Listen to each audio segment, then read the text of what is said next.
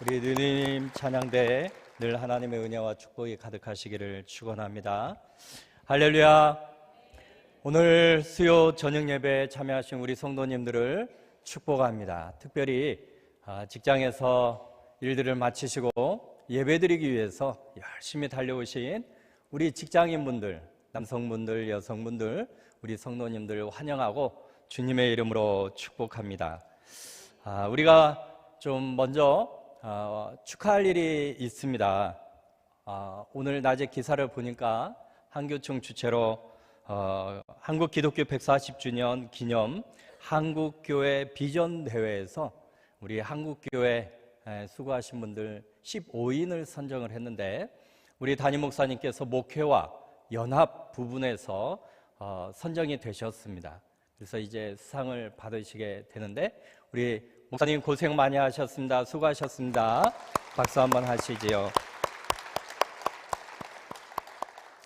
우리 목사님께서 안타까움이 많으셔요. 우리 성도님들과 함께 한국교회 연합을 위해서 달려갔고 수고를 많이 했는데, 목사님께서 원하시는 그 연합의 열매들이 빨리 안 맺어지기 때문에 많이 속상하셨습니다. 그러나 한교총에서 우리 목사님을 이렇게 연합에 있어서 수고하시고 애쓰시고 귀감이 되시는 그런 사역들을 하셨다고 이제 선정을 해 주신 것이죠. 우리 목사님 위해서 많이 기도해 주시고, 또 그러한 우리 목사님의 갈망의 연합의 열매들을 반드시 맺게 되어질 줄로 믿습니다. 여러분 지금 몇 월이죠? 네, 5월 딱 한 사람, 한 분 말씀하셨어요. 아마 이분은 우리 장로님이나 안수 집사님 되실 것 같은데요. 장로님이시네요. 장로님은 지난주에 설교를 잘 들으신 겁니다. 지난주에 우리가 설교를 잘 들으신 분들은 지금 몇 월이지요? 물어보면 5월이라고 대답할 거예요. 사랑하는 성도 여러분, 우리가 5월, 푸르름이 가득한 5월처럼 살아갈 수 있기를 축원합니다.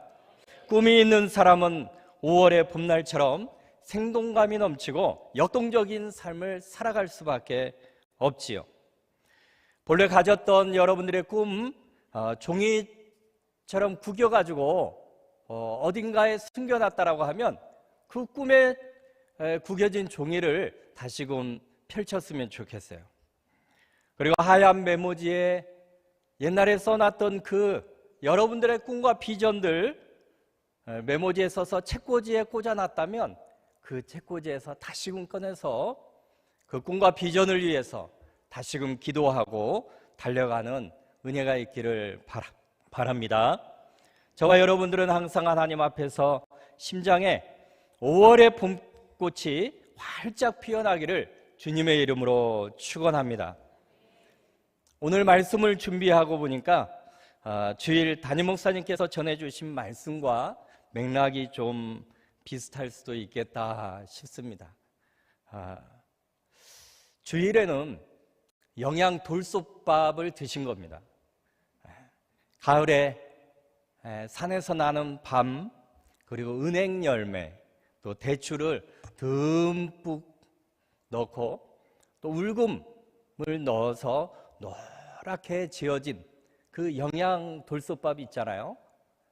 주일날은 우리 목사님을 통해서 영양 돌솥밥을 드셨어요.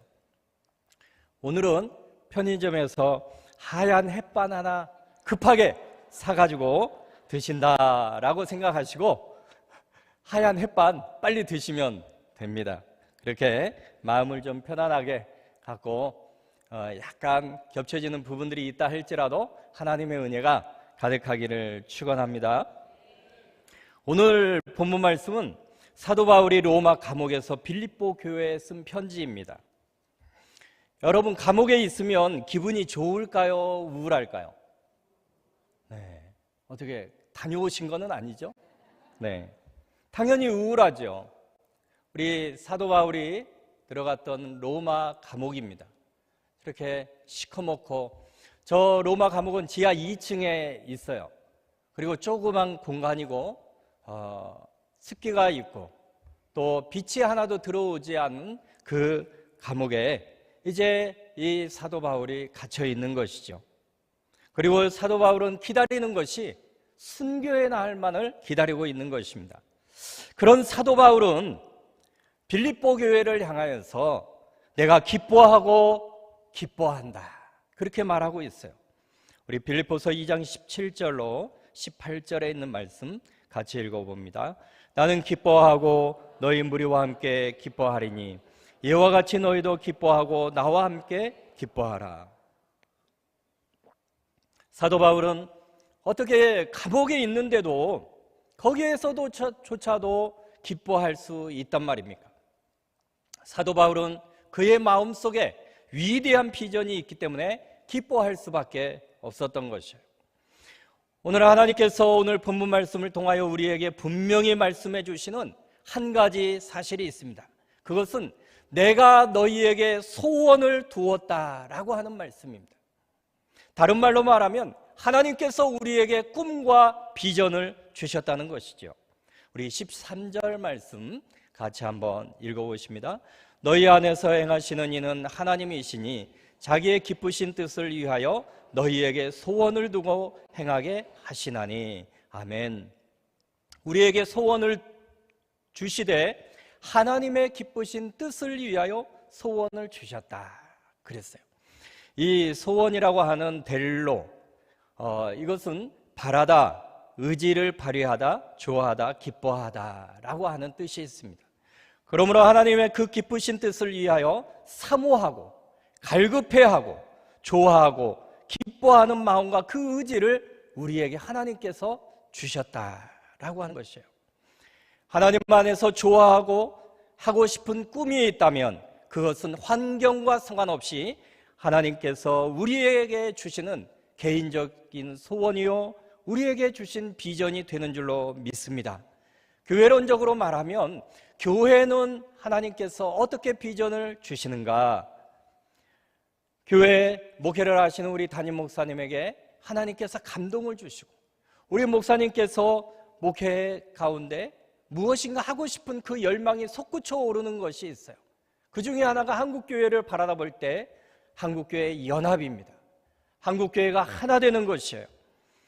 하나님께서 우리 목사님에게 그 소원을 주셔서 우리 목사님이 그것을 하고 싶고 또 좋아하고 그 한국교회의 연합이 되어질 그 미래의 모습을 보면서 우리 한국교회가 든든히 세워지는 그 모습을 보면서 기뻐하는 그 열망을 하나님께서 우리 목사님에게 주신다 하는 것입니다. 그렇기 때문에 우리는 우리 담임 목사님께서 어떠한 방향으로 목회를 이끌어 가시든지 무엇을 추구하시든지 우리 성도들은 우리 하나님께서 목사님에게 주신 비전을 함께 기뻐하고 순종하고 그 비전들을 우리가 이루어야 될 줄로 믿습니다.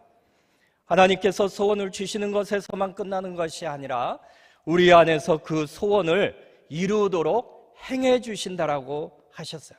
이 행하시다라고 하는 에네르게오라고 하는 이 단어는 에너지라고 하는 어원인데 동사입니다.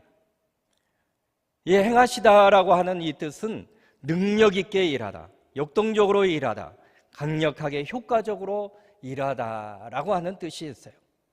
하나님께서 우리에게 심겨주신 그 소원이 막연하게 우리가 추상적으로 바라보고만 있는 것이 아니라 역동적으로 우리 속에서 끓어오르고 솟구쳐 오르도록 그렇게 하나님께서 은혜를 베풀어 주신다 하는 것이에요. 뿐만 아니라 우리에게 그 소원을 이루어갈 수 있도록 능력도 베풀어 주신다 하는 것입니다. 더 나아가서 강력하게 효과적으로 일할 수 있도록 성령께서 역사하시고 그것을 통하여서 체인 리액션을 이뤄가도록 우리 하나님께서 이루어 가신다 하는 것입니다. 다시 말하면 하나님께서 우리에게 소원을 주시되 그 소원을 탁 맡겨놓고 그냥 너가 열심히 해서 감당해 보아라, 그게 아니라 우리 하나님께서 능력을 주시고 역동적인 힘을 주시고 그 모든 것들을 강력하게 효과적으로 일할 수 있는 지혜와 그 모든 것들을 이루어 주신다 하는 것입니다. 그렇다면 하나님께서 우리에게 심겨주신 그 소원, 우리 안에 능력 있게 역동적으로 일으키시는 하나님의 그 기쁘신 뜻은 과연 무엇일까요? 우리 11절 말씀 같이 한번 읽어보십니다. 모든 입으로 예수 그리스도를 주라 시인하여 하나님 아버지께 영광을 돌리게 하셨느니라. 아멘. 모든 사람들마다 그 입으로 예수 그리스도를 나의 주인으로, 나의 주님으로 시인하게 하는 것이 하나님이 우리에게 심겨주신 소원이요 하나님의 기쁘신 뜻이요 우리의 비전이다 하는 것입니다. 오늘 이 말씀이 우리의 위대한 비전이 될 수 있기를 주님의 이름으로 축원합니다. 하나님은 이 세상에 있는 모든 사람들이 차별받지 않고 예수 그리스도를 믿고 나의 주님으로 고백하고 예수 그리스도를 믿고 구원받기를 원하시는 것이에요.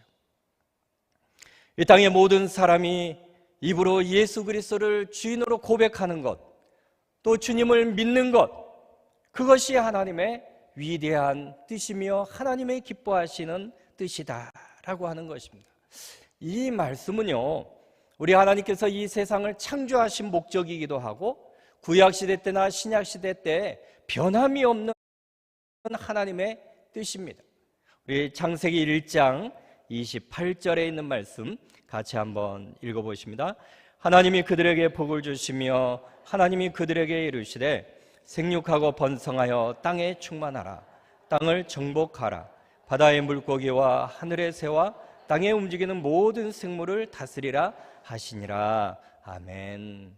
하나님께서 사람을 지으시고 또 모든 동식물들을 지으시고 사람에게 그거를 위탁을 하셔요. 생육하고 번성하고 땅에 충만하고 잘 다스려라. 잘 다스려서 뭐 하라는 것이죠? 하나님의 창조하심을 잘 다스려서 그 창조의 모습을 보며 하나님을 찬양하라는 거예요. 그리고 그 하나님, 창조하신 그 하나님을 예배하라는 것이죠. 그리고 하나님께 영광을 돌려드리라 하는 것이죠. 그러나 인간이 그만 그 하나님의 고유의 사명을 잃어버리고 또 타락함으로써 하나님의 뜻을 상실하고 말아버립니다.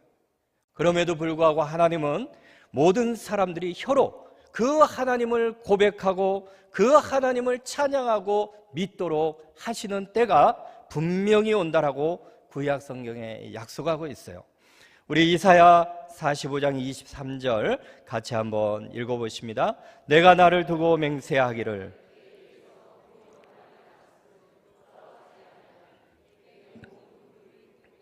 모든 혀가 맹세하리라 하였노라. 아멘. 내게 모든 무릎이 꿇겠고 모든 혀가 맹세하리라.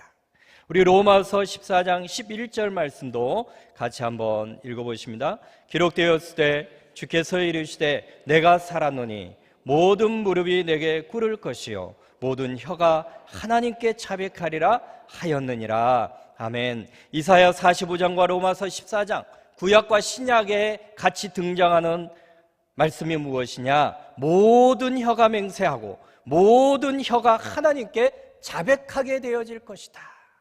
이것은 구약시대 때나 신약시대 때나 모든 혀와 입이 하나님을 주님으로 고백하고 예수 그리스도를 믿고 고백하는 것이 하나님의 뜻이요 구약시대 때나 신약시대 때 동일한 하나님이 원하고 바라고 소원하시는 일이었다 하는 것입니다.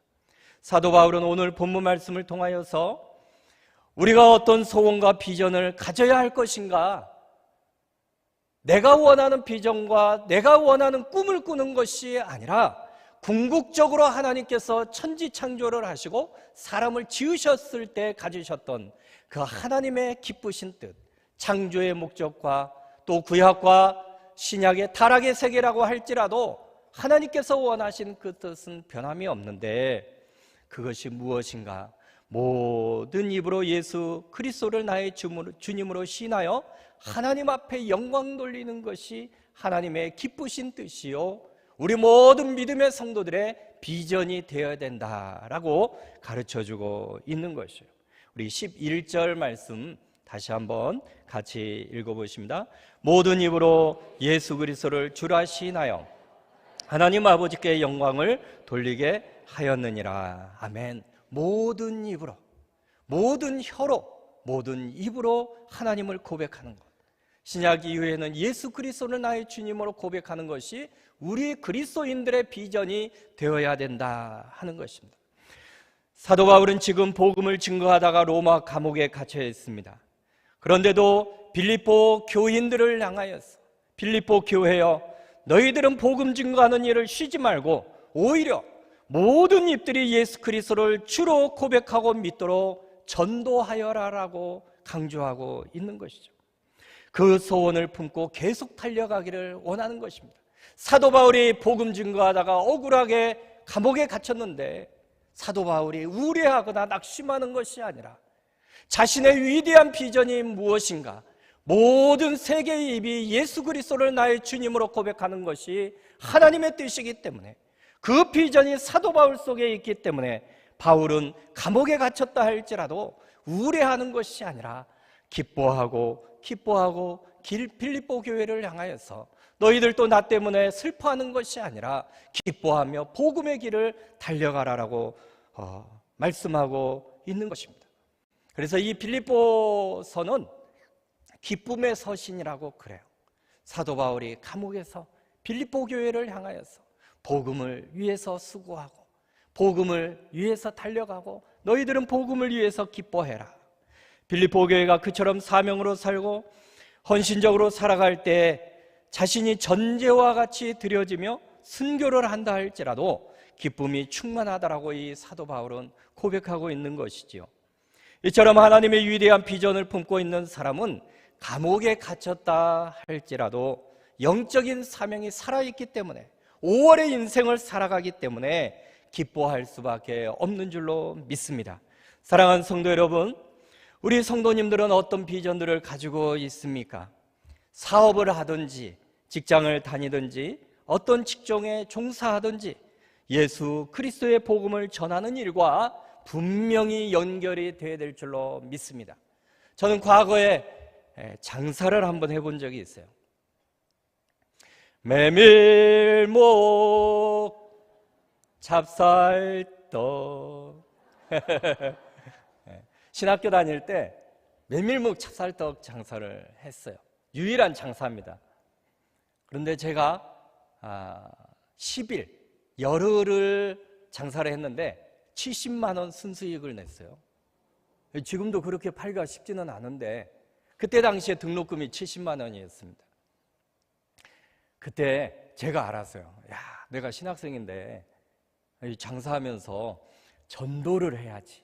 그래서 교회 전도지를 갖다가 꼭 팔 때 이렇게 끼워서 장사를 했어요. 밤에 새벽 아마 한 1시, 2시까지.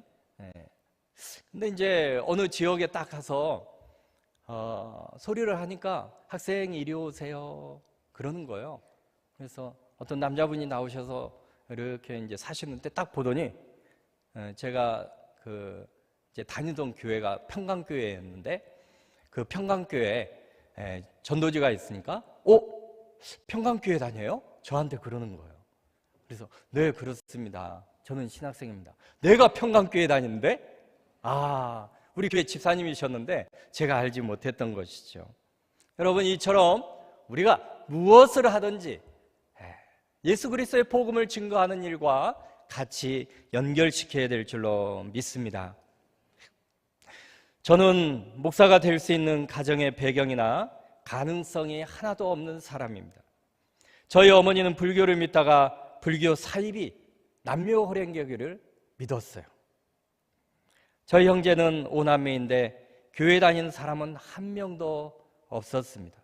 그런 가정에서 저는 하나님을 가장 사랑하고 하나님을 위해서 살겠다라고 서원하고 목사가 되었지요. 저는 중학교 2학년 9월부터 새벽 예배부터 시작했습니다. 몇 학년이요? 중학교 2학년짜리가. 제가 살고 있는 동네에 축구 모임이 있는데 친구가 새벽 4시에 동네 축구 모임이 있다는 거예요. 그리고 저희 동네 앞에 고등학교가 하나 있었는데 그 고등학교에 새벽 4시에 축구를 한다는 것입니다. 그래서 일요일 새벽에 4시에 학교 운동장에 나갔던 것이죠. 그때는 교회를 안 다녔으니까 일요일이라고 하는 거죠. 그날따라 안개가 너무 자욱하게 많이 끼어서 앞을 볼 수가 없었어요. 그러니 축구도 할 수가 없었지요.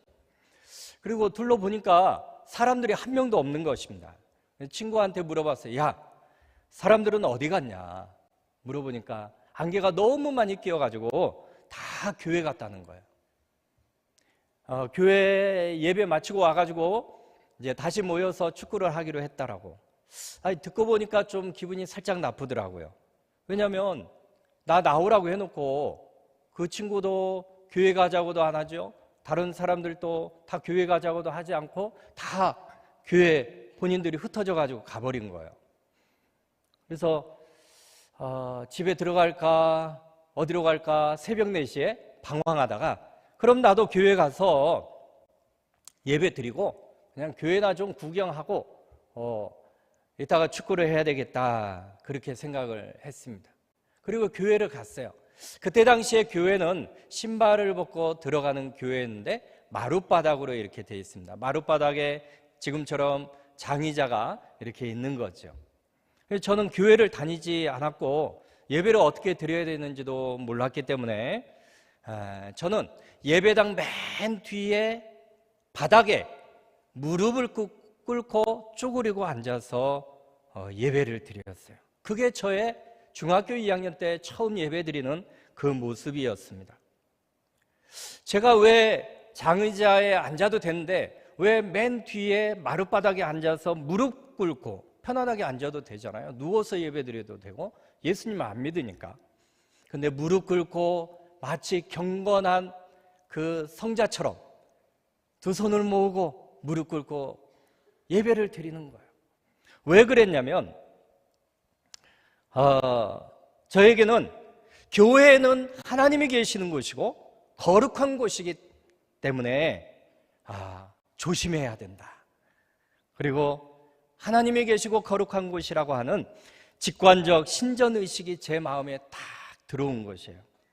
중학교 몇 학년이라고요? 네, 2학년. 중학교 2학년. 너무 어린 나이죠. 중학교 2학년 때 처음 교회를 갔기 때문에 아무것도 몰랐어요.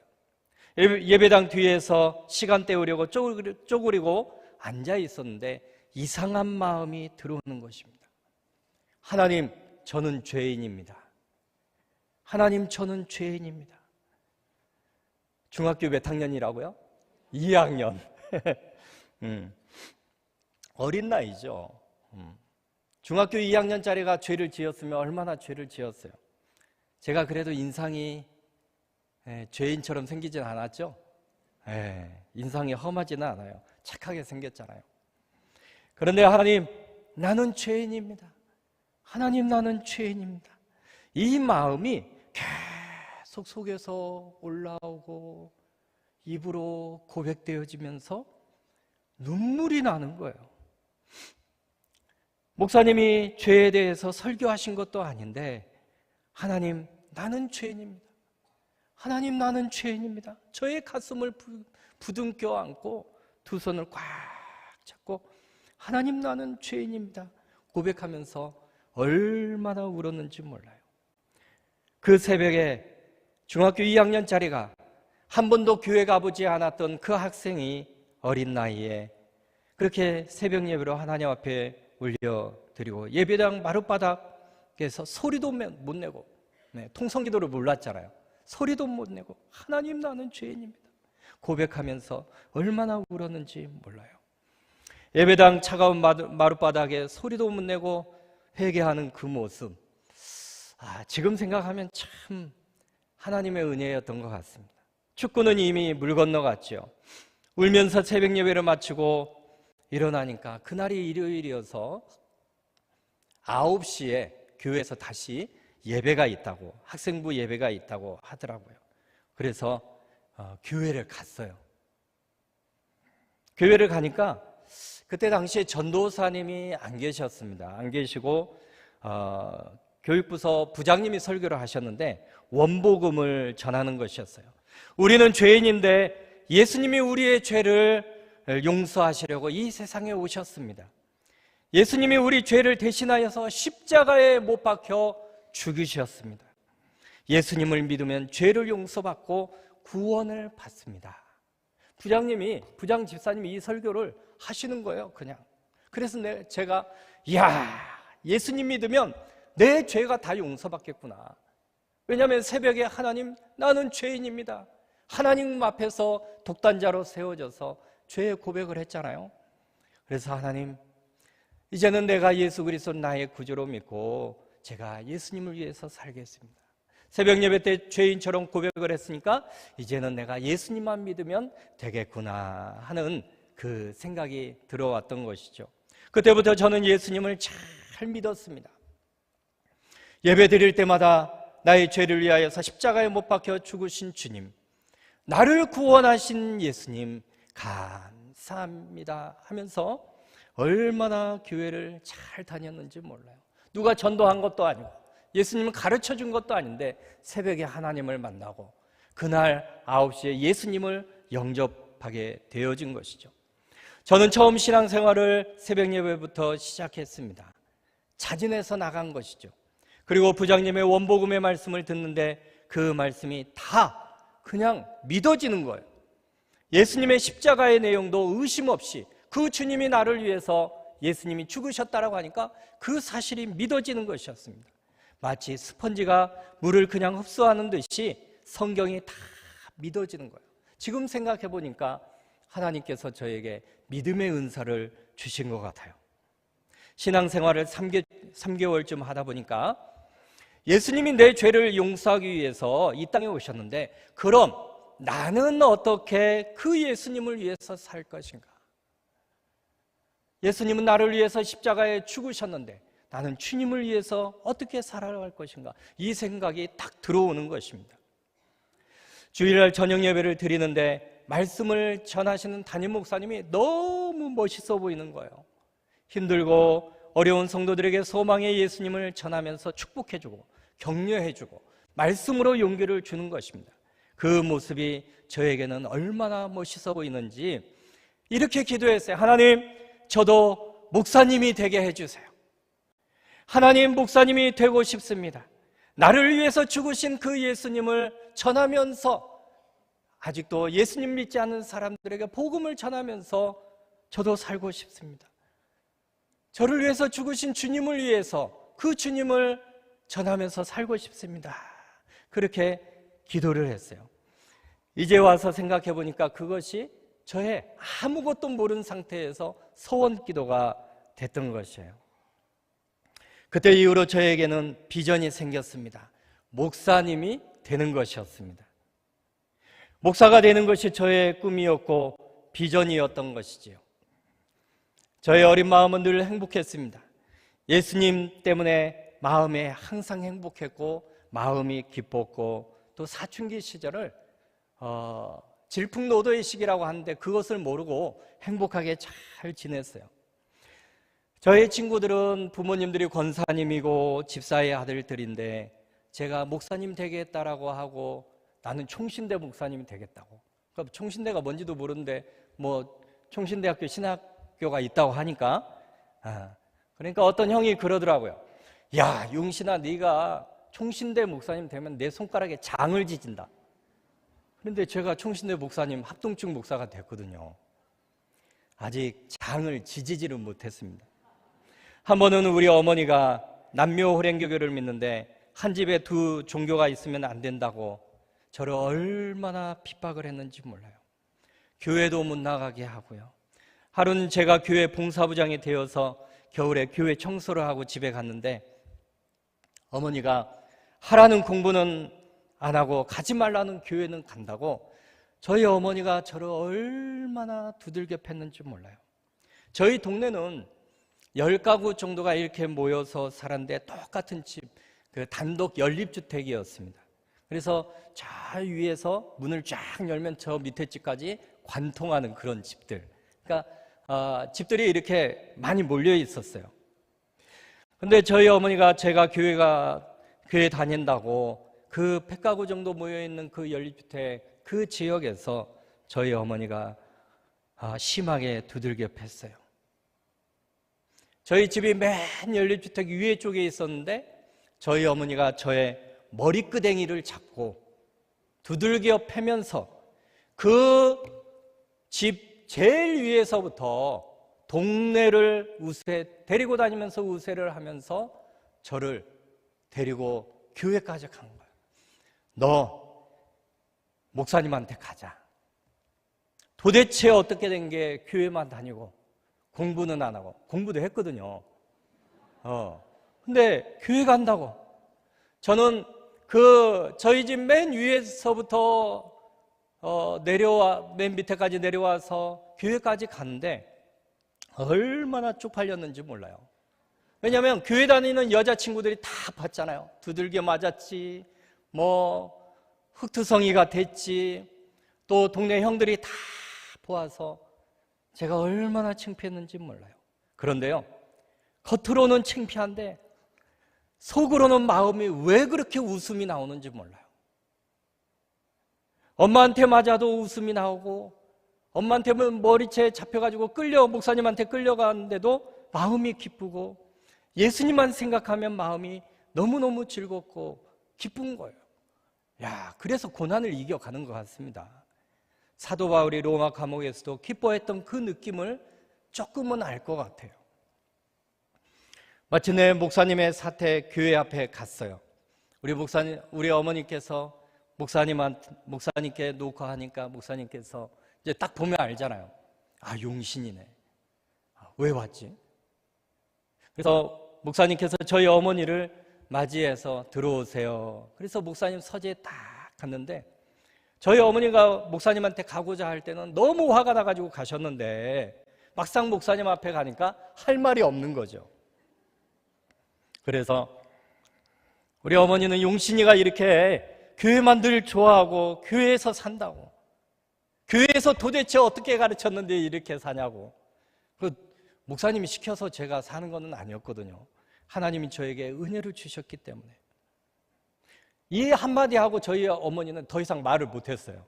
별로 할 말이 없죠. 그때 우리 담임 목사님께서 한 말씀을 하셨습니다.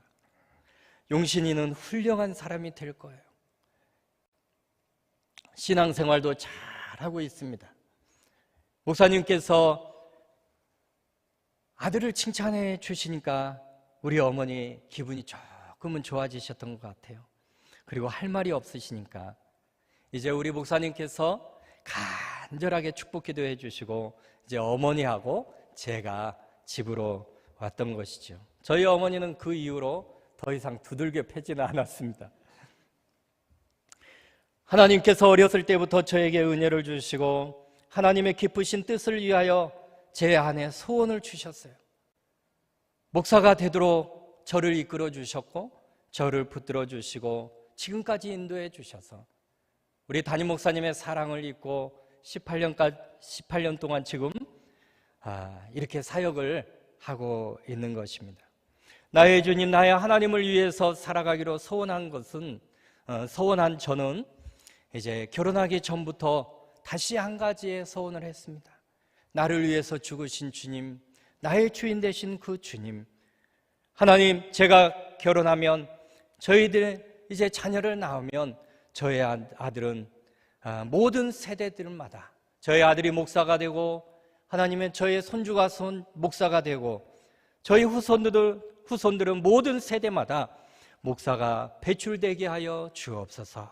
그런 기도, 두 번째 소원 기도를 하나님 앞에 올려드렸어요. 왜냐하면 예수 그리스도를 위해서 사는 것이 내 인생에 가장 가치 있는 일이고 가장 위대한 일이기 때문이라는 것을 알았기 때문입니다. 나의 전부이신 주님, 인생의 최고의 가치는 하나님을 위해서 사는 것이고 믿음으로 살아가며 우리의 후손들은 목회자의 가문이 되기를 저는 불신자의 가정에서 목사가 되고 소원을 했던 것이죠. 저희 아내도 결혼하기 전부터 같은 비전들을 품고 있었다고 하더라고요. 중학교 2학년 때 차가운 마룻바닥에서 회개시키시고 저를 부르시고 저를 만나주신 그 하나님께서 저의 큰아들을 주의 종으로 부르시고 지난주에 성남노회에서 목사 안수를 받게 하셨습니다.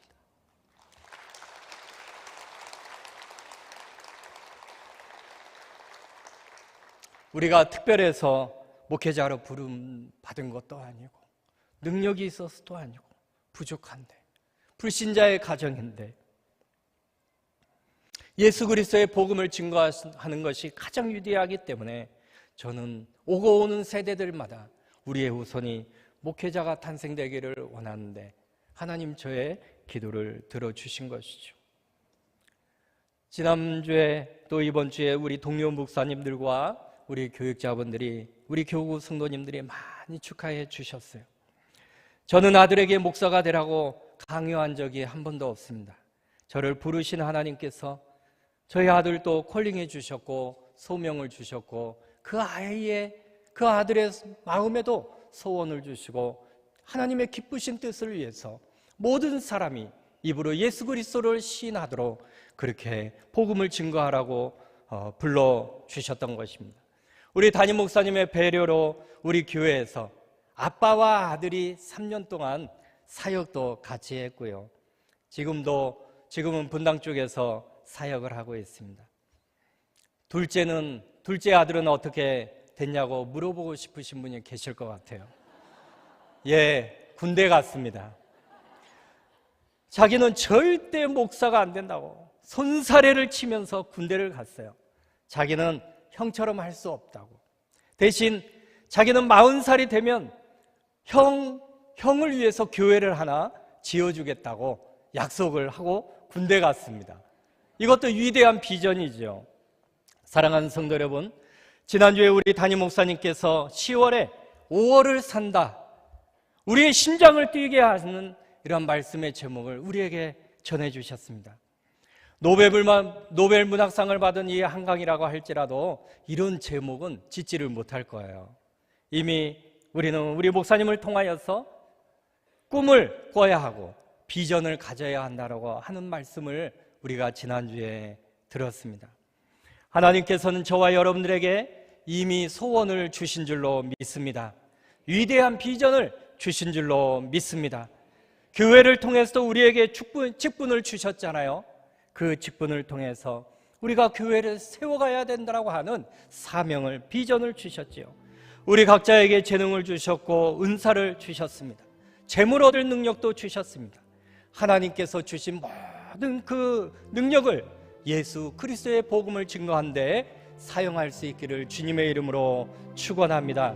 이처럼 하나님 아버지께 영광을 돌리도록 방향을 설정하고 기도하면 하나님께서 행하시고 우리를 이끌어 주실 줄로 믿습니다. 이와 같이 위대한 비전을 품고 성취해 가면서 행복하고 기쁨이 넘치는 신앙생활 하시는 우리 모든 믿음의 성도님들이 되시기를 주님의 이름으로 축원합니다. 우리 한번 다 같이 기도하겠습니다. 사랑하신 하나님 아버지, 정말 우리 인생의 최고의 가치는 예수 그리스도이신 줄로 믿습니다. 하나님, 예수 그리스도를 믿고 우리에게 주신 위대한 복음의 비전을 이룰 수 있도록 도와주옵소서. 하나님, 우리도 10월에 5월을 살아가는 불타오르는 사명자들이 되게 하여 주옵시고, 하나님, 우리들도 나를 위해서 이 땅에 오시고 십자가에 못 박혀 죽으신 주님, 그 주님을 증거하며 복음을 위해서 살아갈 수 있는 우리의 자신들이 되게 하시고, 나의 시간을 드리고 나의 물질을 드리고 나의 열정을 드리고 나의 건강을 드려 하나님 앞에 복음의 사명을 이루게 하여 주시옵소서. 우리 다 같이 가슴에 손을 올리고 하나님, 주님을 위해서 살겠습니다. 교회를 세워가며 살겠습니다. 우리 다 같이 주여 부르며 함께 기도합니다. 주여, 주여, 주여. 우리에게 위대한 비전을 심겨주시고 소원을 주시는 하나님, 우리는 죄인으로서 죽었던 자들이고 예수 그리스도와 함께 다시 살림을 받은 존재들이요 의인이 되게 하시고 하나님의 자녀들이 되게 하여 주옵심을 감사합니다. 이제는 우리가 예수 그리스도를 믿음으로 우리의 비전이, 우리의 꿈이 바뀌어졌음을 믿습니다. 하나님의 모든 입들이 예수 그리스도 손을 쥐으라라고 시인하게 하는 하나님의 이 위대한 비전 앞에 우리가 부르심을 받았고 하나님의 교회를 통하여서 사명을 주시고 직분을 주셨습니다. 그 모든 일들을 이루어갈 수 있도록 도와주옵소서. 내가 나를 위해서 사는 것이 아니라 나를 구원하시기 위해서 이 땅에 십자가에 못 박혀 죽으신 주님을 위해서 살아갈 수 있도록 도와주옵시고 우리에게 있는 시간, 물질, 하나님의 건강을 드릴 수 있도록 축복하여 주옵소서. 사랑하신 하나님 아버지, 참으로 감사합니다. 우리 인생의 최고의 가치는 예수 그리스도이신 줄로 믿습니다. 예수 그리스도를 믿고 우리에게 주신 위대한 복음의 비전들을 이루어가게 하여 주옵시고 10월에 5월을 살아가는 불타오르는 사명자들이 되게 하여 주옵소서. 예수님의 이름으로 기도드리옵나이다. 아멘.